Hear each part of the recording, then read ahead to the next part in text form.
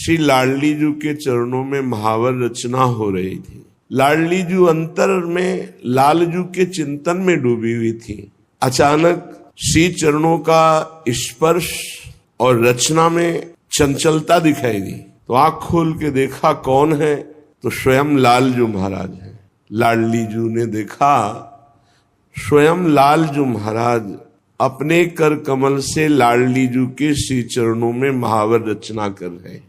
कैसा ये एकांतिक अद्भुत सेवा सुख है। स्वयं परमात्म तत्व है लालजी महाराज, आनंद सिंधु है, पर प्रेमाधीनता इतनी प्रबल है, अपने ही प्रेम स्वरूप से लाडली जी के श्री चरणों में महावर रचना कर रहे हैं। लालजू महाराज अपने कर कमल को तभी सफल मानते हैं जब प्रेम समुद्र का सार स्वरूप श्री लाडली जी के श्रीअंग की कोई भी सेवा मिल जाए, बेणी गुंथन, दर्पण दर्शन कराना या महावर रचना करना, यहां तक कि चरण चापना।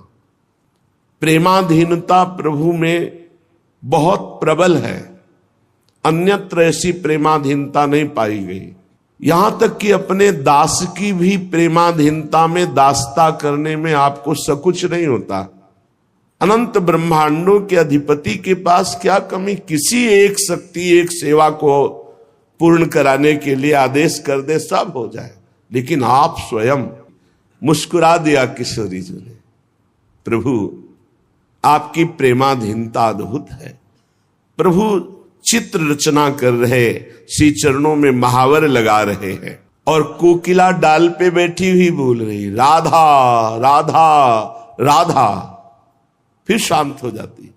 लालजू ने कोकिला से कहा, ऐ वृंदावन की प्रेम स्वरूप वृक्ष में विराजमान प्रेम स्वरूप कोकिला, ये जो प्रेम अमृत का पान करा रही श्रवणेन्द्री के द्वारा राधा राधा प्रिया प्रिया श्यामा श्यामा, तू शांत क्यों हो गई? गा, मैं तेरी बलिहारी जाऊं। एक कोकिला, तू भी श्याम और मैं भी श्याम, बस मेरे मन में तू मन मिला दे तो देख मेरा मन राधा रंग में रंगा हुआ है। तू भी राधा राधा गा रहे, इसलिए तेरी बलिहारी जाऊं। ध्यान दीजिए, प्रभु बलिहारी जा रहे हैं जिसके मुख से राधा राधा निकल रहा है। जब कोई राधा बोलता है तो मेरे प्यासे कान उधर हो जाते हैं, मेरी दृष्टि उसके ऊपर हो जाती है। क्या दूं इसको?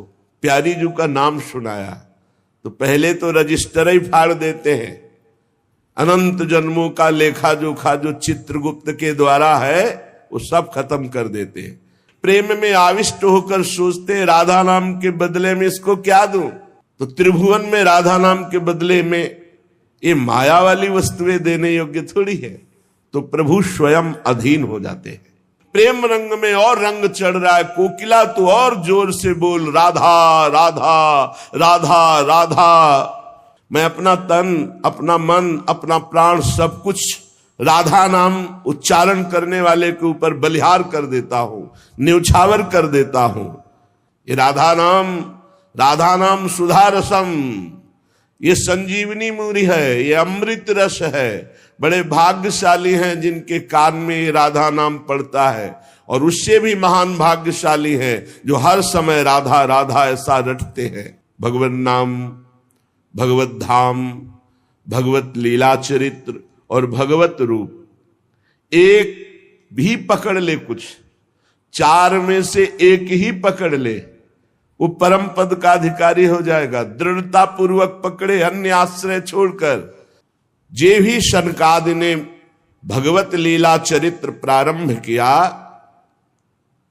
ते ही सबके देखते देखते वहीं बीच में ही भक्ति, ज्ञान, वैराग्य बड़े तेजस्वी होकर के विराजमान हुए।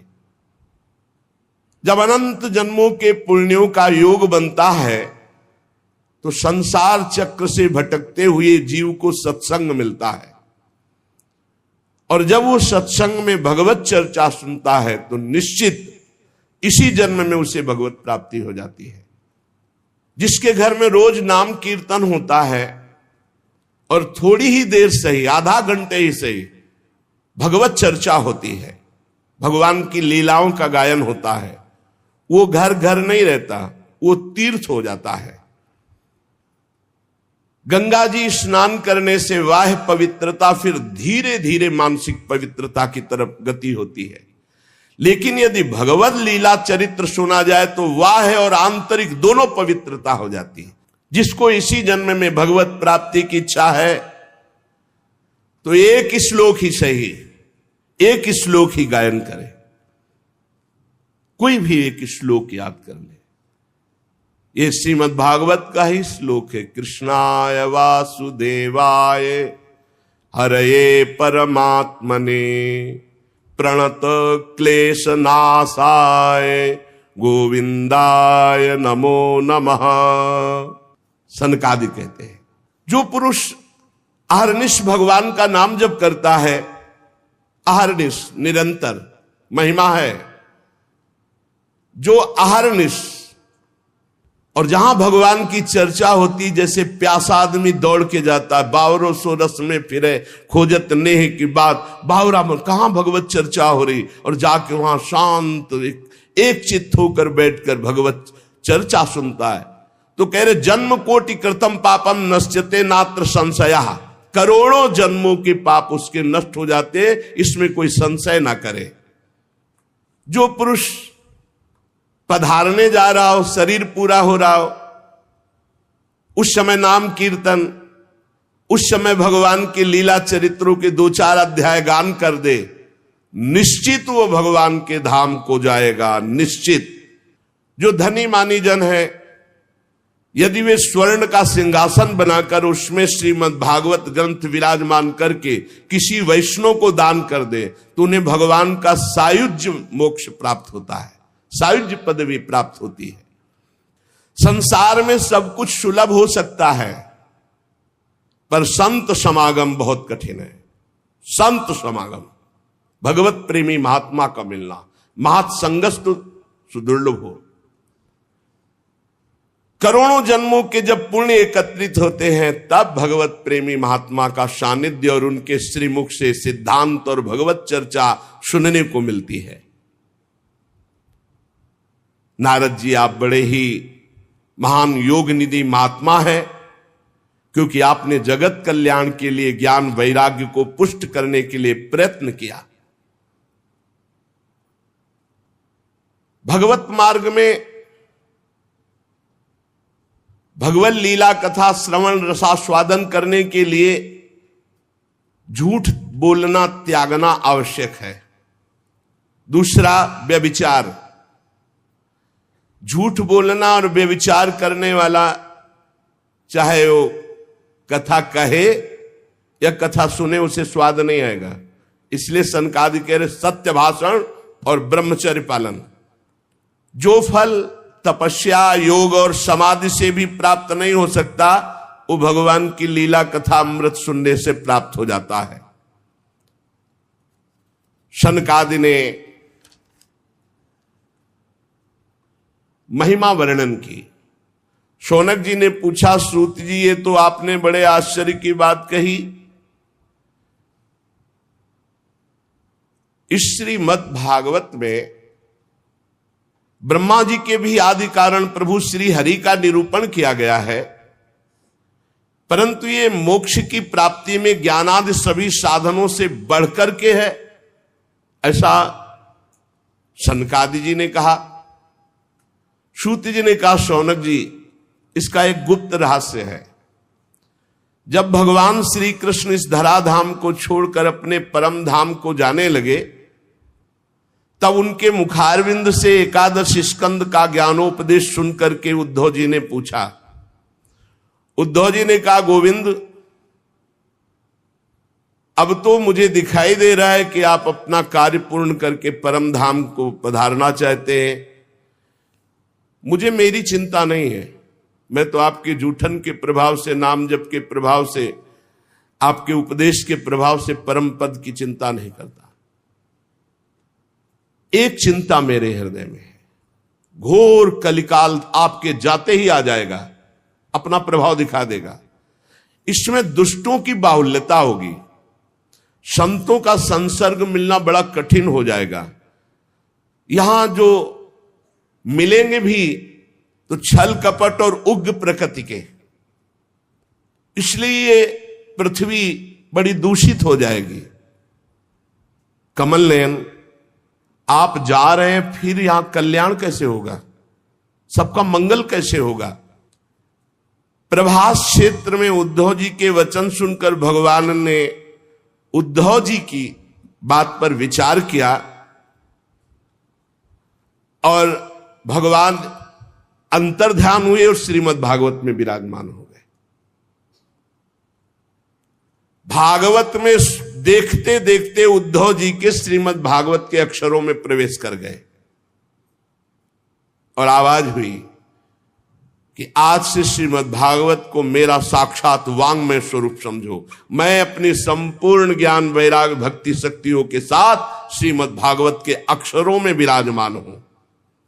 इसलिए ये श्रीमद् भागवत साक्षात कृष्णमयी है, कृष्ण मूर्ति है।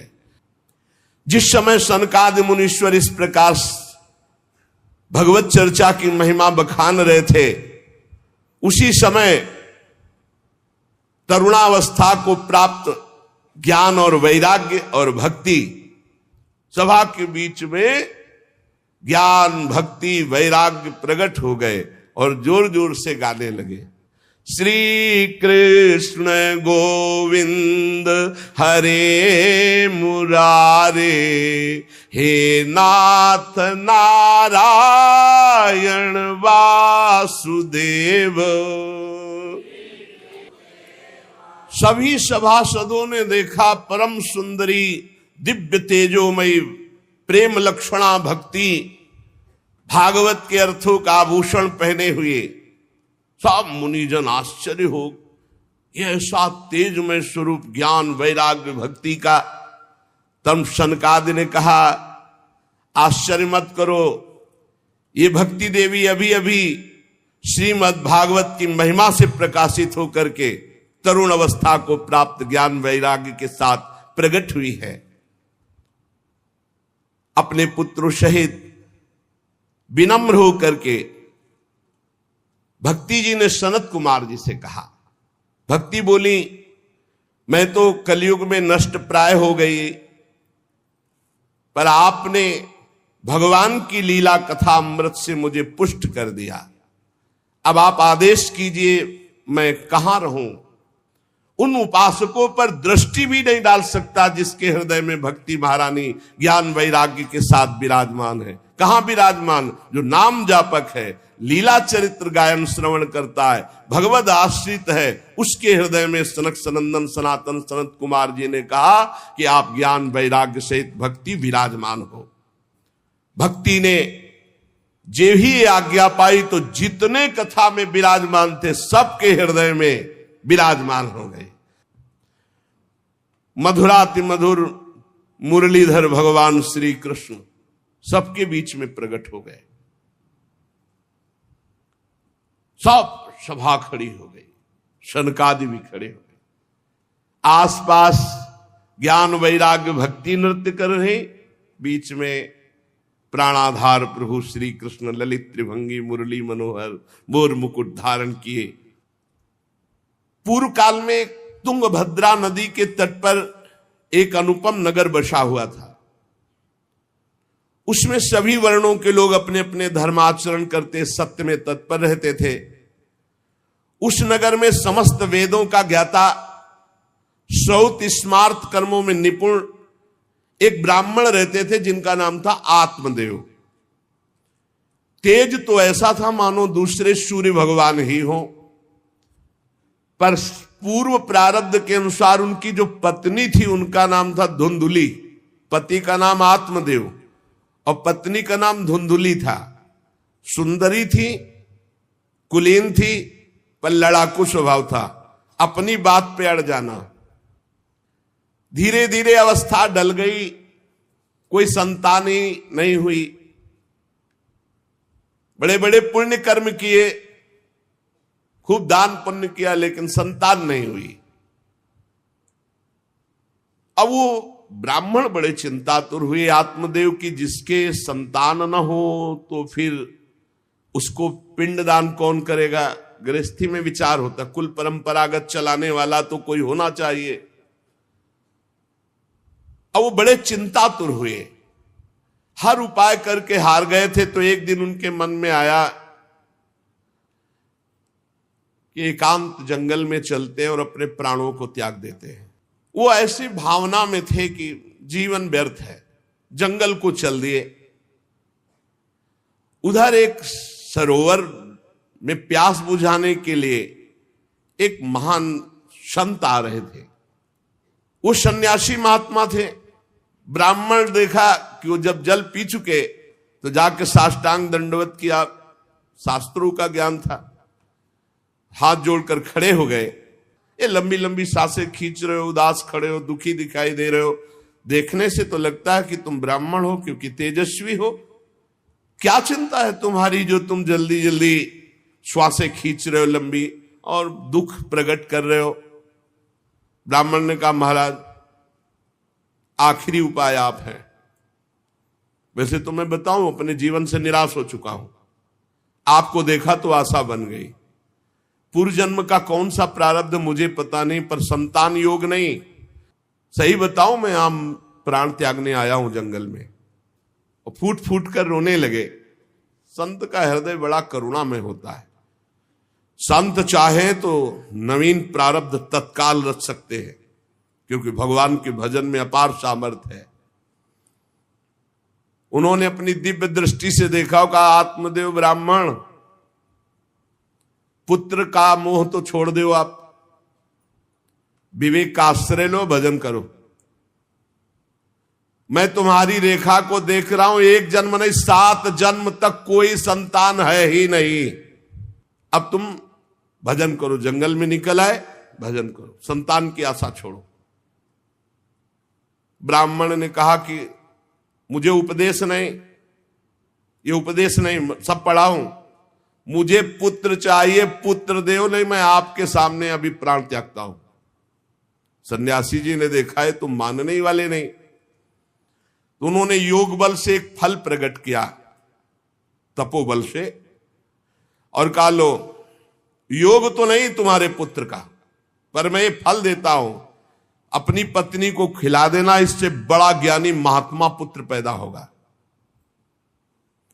तुम्हारी स्त्री 1 साल तक सत्य, शौच, दया, दान, ब्रह्मचर्य का पालन करे, एक टाइम अन्न खाए, तो और ये फल पाने के बाद 1 वर्ष के बाद ऐसा महापुरुष प्रकट होगा जो तुम्हारा कल्याण भी कर देगा, तुम्हारे पितरों का भी उद्धार कर देगा। वो योगीराज सन्यासी फल दिए। अब तो आत्मदेव बड़े प्रसन्न हुए, क्योंकि कामना पूर्ण हो गई। फल लेकर आए। धुंधुली उनकी पत्नी थी, जो लड़ाकू स्वभाव की, बड़ा क्रूर स्वभाव, दुष्ट स्वभाव। आके कहा हो भाग्य, एक सन्यासी मिले, वो फल दिए, और उन्होंने नियम बताया है कि 1 साल तक सत्य बोलोगी, पवित्र रहोगी, दूसरों को दान करोगी, एक समय तुम अन्न खाओगी, और बहुत शुद्ध स्वभाव वाला महात्मा बालक पैदा होगा, ये फल खा लो। तो उन्होंने कहा कि फल तुरंत थोड़ी खाया जाता, नहा धो के बड़े पवित्रता से खाया जाता, लाओ और जाओ, आप निश्चिंत रहो। बोलने अगर हमारे सामने पाल, तुम्हें विश्वास नहीं, वो डरते भी थे, घर के बाहर हो गए। अब वो कुटिल स्वभाव की थी, क्रूर स्वभाव की। उन्होंने अपनी बहन को बुलाया और रो रो के कहने लगी कि बहन, मुझे बड़ी चिंता हो गई, समस्या आ गई। क्या? बोले पंडित जी जो ये फल लाए हैं, फल से गर्भ रह जाएगा, पहले तो नियम बता गए हैं। ये सब विचार करके उसका, ये सब हमसे नहीं होने वाला। तो उनकी बहन ने कहा, सोच क्यों करती हो? ठीक इसी समय हमें अनुभव हुआ है 2-4 दिन में, इसी महीने में, कि हमारे पेट में है। तुम हमारे पति को धन दे देना और गर्भवती का नाटक करो, और जब हमारे बच्चा होगा हम तुम्हारे यहाँ पहुंचा देंगे, और हम अपने यहाँ शोरगुल कर देंगे, बच्चा मर गया, कौन देखने आता है, और पति को पैसा दे देना। हाँ, ये तो बढ़िया बात रही, बढ़िया विधान बन गया। और ये जो फल लाए हैं इसकी परीक्षा के लिए जो गऊ है उसको उपवा दो। जैसा उनकी बहन ने कहा था वैसे ही धुंधुली ने सब कर दिया। देख लो, कहा था स्वामी जी ने तुम्हारे 7 जन्म बालक नहीं, तो देखो बुद्धि कैसी खराब हुई, गाय को पवा दिया। अब जब उसकी बहन के पुत्र हुआ तब तक वो कपड़ा पड़ा पेट में लगा के नाटक करती रही होगी कि हमारे गर्भ है। फिर एकदम घोषणा कर दी जब वो पुत्र रातों रात पहुंच गया कि हमारे संतान हो गई। उसके पिता को अच्छा धन दे दिया, वो धुंधुली को ला करके बहन का बेटा दे दिया। आत्मदेव तो बहुत आनंद हो गए, बालक के जात कर्म संस्कार कराए, खूब दान पुण्य किया, मांगलिक कृत्य किए। धुंधुली ने अपने पति से कहा कि पता नहीं क्या कारण है, मेरे वक्षस्थल में दूध तो है नहीं, और अभी नया बालक है, बिना मां के दूध के जीवित नहीं रहेगा, तो हमारी बहन के बालक हुआ था पधार गया है, उसको बुला ले क्या? अरे उन्होंने कहा बिल्कुल बुलाओ, हम और पैसे देंगे, स्वागत करेंगे, हमारा बच्चा पुष्ट होना चाहिए। बहुत बुद्धि लगाते हैं क्रूर स्वभाव के लोग, कैसा एकदम फिट कर लिया विधान। अब उसको बुला लिया बालक का पालन पोषण करने के लिए पैसे के बाद, और वो असली मां तो वही है ही है। पुत्र की रक्षा के लिए जो जो कहा आत्मदेव ने वो सब स्वीकार कर लिया। 3 महीने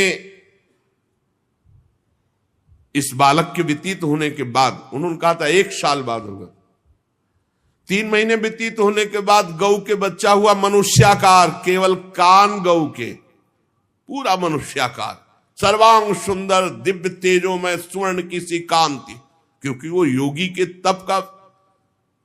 ब्राह्मण देवता नाच पड़े कि भगवान जब दिए तो कितना आनंद, घर में भी बच्चा और गौ के भी बच्चा ही हुआ। खूब संस्कार करके मंगल दान, बड़े प्रसन्न हैं। सब लोग कहते हैं आत्मदेव का देखो कैसा भाग्य बदला कि घर में भी पुत्र हुआ, गौ के भी पुत्र हुआ, बछड़ा नहीं, केवल कान भर। कैसे आश्चर्य की बात, दिव्य बालक उत्पन्न हुआ। पर इस गुप्त रहस्य का किसी को पता नहीं। आत्मदेव ने देखा कि बालक पूरा मनुष्याकार, केवल कान, गाय के तो नाम रखा गोकर्ण। और धुंधुली ने किसी शास्त्रीय पद्धति से नहीं, अपनी पद्धति से, हमारा नाम धुंधुली तो हमारे लड़के का नाम होगा धुंधकारी, उसका नाम रखा धुंधकारी। कुछ काल व्यतीत हुआ, दोनों जवान होने लगे। गोकर्ण में पूर्ण वैदिक सिद्धांत, धर्म पूर्वक, बड़े ज्ञानी महात्मा, और धुंधकारी पूर्ण दुष्ट और बड़ा हुआ हिंसक स्वभाव, अस्त्र शस्त्र धारण करके अब धीरे धीरे व्यभिचार करने लगा, वैश्याओं से संपर्क रखने लगा। संपत्ति थी ही, सारी संपत्ति वैश्याओं को। एक दिन पिता ने कहा आत्मदेव ने कि तुम्हारे आचरण इतने आसुरी प्रभाव के, हमें लगता है कि तुम हमारा सर्वनाश करने के लिए प्रकट, ये क्यों करते हो? तो खूब गिरा गिरा के मारा आत्मदेव को। सन्यासी की बात अब याद आई कि तुम्हारे भाग्य में पुत्र सुख नहीं है, खूब मारा आत्मदेव को। जब इतनी जोर से मार रहा था तो थोड़ी तो दया आई कि पति है, बचा ले, तो धुंधुली गई, तो फिर धुंधुली की दम जम के पिटाई की। अब वो तो राक्षसी स्वभाव। अब जब सारी संपत्ति स्वाहा, खाने को भी नहीं, तो धुंधुली बैठ के रोती। पिता बैठ के रो रहे थे, मैं सन्यासी की बात मान जाता। तो गोकर्ण जी आए और उन्होंने कहा पिताजी छोड़ो इसे, आपका शरीर नष्ट हो जाएगा, इसलिए मेरी प्रार्थना मानो, आज से निकलो घर से और वन में जाओ, भगवान का चिंतन करते हुए जीवन व्यतीत करो। बस उसी समय गोकर्ण को मन से प्रणाम करके कि भगवान गुरु रूप से इसी रूप में आकर मुझे उपदेश दे रहे, उसी समय आत्मदेव जी ने तो घर छोड़ दिया और वन की यात्रा की। बड़ी निष्ठा से अपनी बुद्धि को समेटा संसार से, और रात दिन भगवान के चिंतन में लगा दिया। भगवान के चिंतन और भागवत के 10वें स्कंद का रोज पाठ पूरा, इसके प्रभाव से श्री कृष्ण चंद्र की प्राप्ति हुई, गोकर्ण जी के उपदेश से आत्मदेव की। अब जब पिता बन को चले गए तो और छूट, वैसे मानता तो था ही नहीं पर और छूट हो गई। अब धुंधकारी ने उठाई लाठी डंडा, जो धुंधुली की डट के पिटाई की और कहा बता धन कहाँ है। अब जितना धन था तो सब ले गया। किसी तरह वो छूट पाई तो भागते हुए जाकर कुएं में गिरकर अपने शरीर को नष्ट कर दिया कि रोज की पिटाई से अच्छा एक बार दुर्गति को प्राप्त हुई। योगनिष्ठ गोकर्ण जी ने जब देखा कि धुंधकारी का आतंक बढ़ रहा है तो उन्होंने छोड़ दिया। जो ज्ञानी पुरुष होते प्रपंच नहीं स्वीकार करते, उनको कोई सुख दुख इससे नहीं, उदासीन भाव से तीर्थ यात्रा को निकल गए। धुंधकारी ने 5 वैश्याओं को अपने संग में रखा, सब नौजवान वैश्याएं। अब उनके लिए पशुओं का मांस चोरी करके उनकी मनोकामनाएं पूरी करना। एक दिन उन वैश्याओं ने कहा कि हमको तो हार नहीं पहनाया आज तक, कामना होती है। अब 5 को हार लाने के लिए तो बहुत रुपया चाहिए। जिसको देखता काट करके जो मिलता धन एकत्रित करके 5 के लिए सुंदर आभूषण। स्त्रियों ने सोचा कि नित्य नवीन चोरी करता है, आज हमने हार के लिए कहा तो 5 के लिए व्यवस्था कर दिया। पकड़ा जाएगा, जब ये पकड़ा जाएगा तो राजा इसे फांसी देंगे, तो हमको भी 5 को फांसी मिलेगी, मरना तो है ही है ना इसे। 5 ने विचार किया, 5 ने गुप्त रूप से ऐसा संकल्प बना लिया। धुंधकारी सो रहा था, 5 गए, अब 4 उसमें लद गए और एक जो है रस्सी से पूरा चारपाई पे बांध दिया। और जब उसकी आंख खुली तो रस्सी गले में डाल करके फांसी लगा रही, पड़े पड़े दहकते हुए अंगारे उसके मुंह में और खूब कस के गला दबा, छटपटा छटपटा कर पीट पीट के मार डाला धुंधकारी को। और उसके शरीर को वहीं घर में एक गड्ढा बना के 5 ने गाड़ दिया। और वो सारा माल मता पैसा सब कुछ उनको पता था। तो धुंधकारी को भयंकर प्रेत योनि की प्राप्ति हुई। जब तीर्थ यात्रा करके गोकर्ण जी लौटे तो सुना कि धुंधकारी का लापता मार डाला गया। तब उन्होंने फिर गए और वहां पिंडदान किया धुंधकारी के लिए भी। बड़े महात्मा थे गोकर्ण, श्राद्ध किया और वहीं गड़ा था धुंधकारी। प्रेत आत्मा बन के वो मड़रा रहा था। वही प्रेत आत्मा ऐसे को नहीं छूती जो भगवान का भजन करते। देखो अब जे धुंधकारी ने देखा कि गोकर्ण आए हैं तो उसको तसल्ली हुई कि महात्मा हमारा कल्याण कर देगा। अब वो चिल्ला चिल्ला के केवल रो रहा, एक शब्द भी नहीं बोल पा रहा। तो गोकर्ण जी समझ गए अधिक पाप होने के कारण ये बोल नहीं सकता। तब अंजलि में जल लिया और कई मंत्रों का जाप किया और फिर उसके ऊपर फेंका। जे भी फेंका तब बोल पाया, भैया मैं आपका भाई धुंधकारी हूं, बचा लो, मेरी भारी दुर्गति हो गई। गोकर्ण ने कहा कि तुम्हारा उद्धार तो हो जाना चाहिए, तुम्हारे लिए तो मैं गया में गया, वहां श्राद्ध दिया, तीर्थों में भी अनुष्ठान किया, फिर तुम्हारा प्रेत्युन से उद्धार कैसे नहीं हुआ? तो उन्होंने कहा भैया 1-2 बार गया श्राद्ध से मेरा कुछ नहीं होने वाला, बहुत पापी हूं, बहुत बड़े बड़े पाप किए हैं, कोई दूसरा उपाय सोचो, छोटे मोटे पिंडदान से दान पुण्य से मेरा उद्धार होने वाला नहीं, बहुत स्टॉक है हमारे पाप का। गोकर्ण जी की आज्ञा पाकर धुंधकारी बाहर भटक रहा है। रात भर विचार किया कि इसका कल्याण कैसे होगा, जब सैकड़ों गया श्राद्ध से कह रहा उद्धार नहीं होगा। अब जब प्रातः काल हुआ, दरवाजा खुला तो बहुत से विज्ञजन आकर के गोकर्ण जी से मिले। गोकर्ण ने सबसे सलाह की कि क्या हो सकता है, ऐसे ऐसे स्त्रियों ने उनको मारा और वो प्रेत योनि को प्राप्त हुए। गोकर्ण जी ने प्रातः काल स्नान करके अर्घ दे रहे थे, बोले औरों से क्या पूछना, सीधे सूर्य भगवान से पूछे। मंत्र का उच्चारण करते हुए सूर्य भगवान को स्थगित कर दिया, रोक दिया।